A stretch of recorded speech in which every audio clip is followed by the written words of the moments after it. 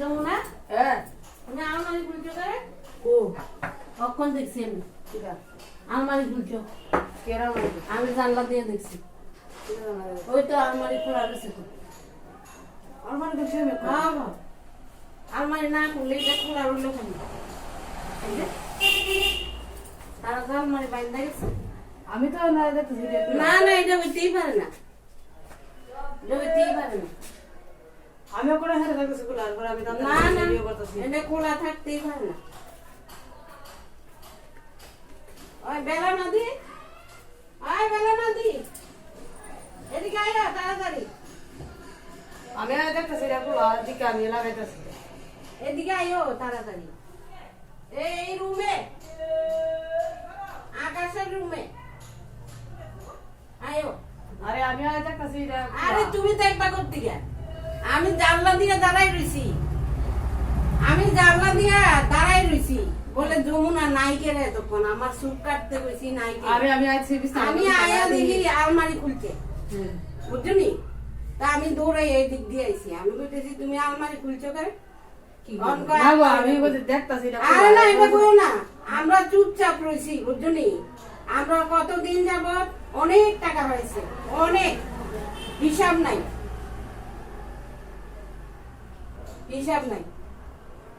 আরে হ্যাঁ এটা তো ঠিক না তুমি কাজ করো এত কিছু করো এত যত্ন করো তোমার আমরা ভালোবাসি তুমি যদি জিএন থেকে আকাশের ব্যাগের থেকে টাকা নিবে আমার ব্যাগের থেকে টাকা নিবে এখন আলমারি খুলো এটা তো সাংঘাতিক কথা আলমারি খুলতারে হ্যাঁ আর না আলমারি আছে না এটা না আমি খুলছে? দেখতেছি হ্যাঁ। আমার কাপড়টাতে লাগছে দেখা যাবে কিনা এরপর আমি আরে এদি কইয়া তোমার লাভ নাই আমি এখানে দাঁড়াইয়া পরিষ্কার দেখছি তুমি খুলছো তুমি খুলছো আমি তো বেলা না দিরা আইনাও দেখাইতে পারতাম আমি তখন দেখছি আলমারিটা বন্ধ করে লেগেছে তারপর আইয়া দেখি আলমারিটা বন্ধ হয়েছে তারা তো আলমারি খোলা রেখে গেছে না তাহলে আমি চাবি কই পাবো কোন চাবি পাইছো তুমি জানো না জানলে আমরা এতদিন যাবত এত টাকা কি লিখে হারাইতেছে গতকালকে ইন্দ্রনীল নন্দী নাম ভাটি অভয়নগর বাড়ি ডক্টর ইন্দ্রনীল নন্দী উনি আমাদের কাছে একটা অভিযোগ করেন যে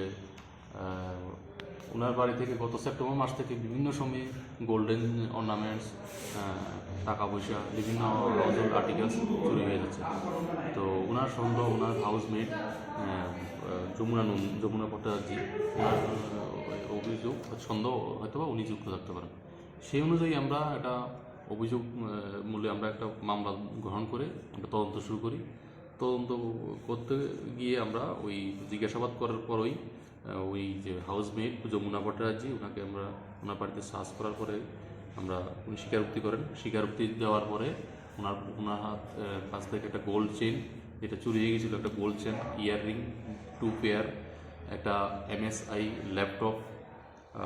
ক্যাশ রুপিস 24,665 টাকা এবং অন্যান্য অনেক হাউস হোল্ড আর্টিকেলস আমরা যেগুলি চুরি হয়ে গিয়েছিল ওগুলি রিকভারি করেছি এবং এই যমুনা ভট্টাচার্যকে আমরা গ্রেপ্তার করে নিয়ে এসেছি আজকে আমরা আদালতে মাননীয় আদালতে ওনাকে সুপোর্ট করি